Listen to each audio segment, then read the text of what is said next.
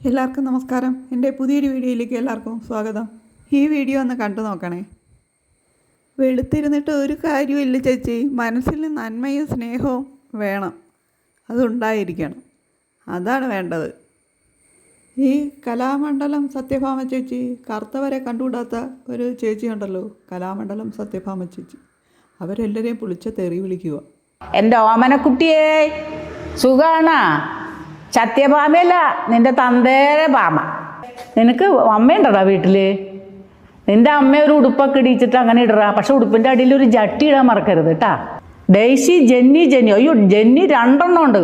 അപ്പോൾ അത് ഇത്തിരി കടുപ്പമുള്ള ജെന്നി ആയിരിക്കുമല്ലോ. മല്ലികയുടെ കൂടെ നടക്കാനുള്ള യോഗ്യത എൻ്റെ പൊന്നെ, എന്നെ അതിലും ഭേദം ഞാൻ 2 മുഴം കയറെടുത്ത് കെട്ടി തൂക്കി ചാവുള്ളൂ. മല്ലികയുടെ കൂടെ പോകാനുള്ള യോഗ്യത എനിക്ക് ഉണ്ടായ. കലാമണ്ഡലത്തിലെ മുന്നിലൂടെ ബസ്സിൽ പോയത് കൊണ്ടാണ് ഇവരുടെ പേരിൻ്റെ കൂടെ കലാമണ്ഡലം. പോടാനായ ഏത് കോണത്തിലെ ഡോക്ടറാടാ തെണ്ടി? നീ ഒരു വ്യാജ ഡോക്ടറല്ലേ? നീ ആരാ മല്ലിക സുകുമാരൻ്റെ? നീ ഇവിടെ നേരിട്ട് വാടാ തെണ്ടി കേട്ടാ. നീ ആരാ? നിനക്ക് എന്ത് വേണം?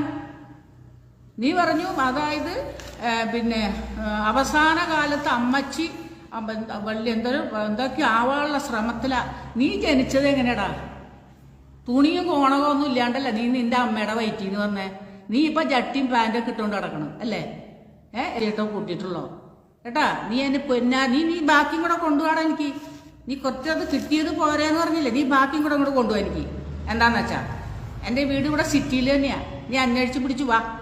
നിന്റെ വീട് അന്വേഷിക്കുന്ന പോലെ എൻ്റെ വീട് അന്വേഷിച്ച് നടക്കേണ്ടി വരില്ല. നീ ഏതെങ്കിലും ഓട്ടോറിക്ഷയിലോ ടാക്സിയിലോ കയറിക്കോ. സത്യഭാമട്ടി കലാമണ്ഡലം സത്യഭാമയുടെ വീണ്ടും പോകണമെന്ന് നടയിൽ കൊണ്ടു നിർത്തി തരും. അങ്ങനെ ഒരു അഡ്രസ്സുള്ള ആളാണ് നീ. ഞാൻ ഒരു പടമൊക്കെ എടുത്തിട്ടേ ആഷിക്ക്, നിനക്ക് അമ്മയുണ്ടടാ വീട്ടില്? നിന്റെ അമ്മ ഒരു ഉടുപ്പൊക്കെ ഇടിച്ചിട്ട് അങ്ങനെ ഇടറാ. പക്ഷെ ഉടുപ്പിന്റെ അടിയിൽ ഒരു ജട്ടി ഇടാൻ മറക്കരുത്. എന്താ ആഷിക്ക്? ഐസക്ക്. ഓ, കണ്ടിട്ട് നീ മാപ്പിളയെന്ന് പേര് കേട്ടിട്ട് നീ മാപ്പിളയെന്ന് തോന്നുന്നുണ്ട്. പരിശുമറിയ തമ്പുരാൻ്റെ അമ്മേ, പാവികളായ ഞങ്ങൾക്ക് വേണ്ടി ഇവന്റെ ഒന്ന് തലയെടുക്കണേ കർത്താവേ. ഡെയ്സി, ജെന്നി പിടിച്ചടി നിനക്ക്? അയ്യോ, ജെന്നി ഞാനൊരു രോഗമായിട്ടാണല്ലോ കണ്ടേക്കണം. Daisy, Jenny. അയ്യോ, ജെന്നി 2 ഉണ്ട്. അപ്പൊ അത് ഇത്തിരി കടുപ്പമുള്ള ജെന്നി ആയിരിക്കുമല്ലോ.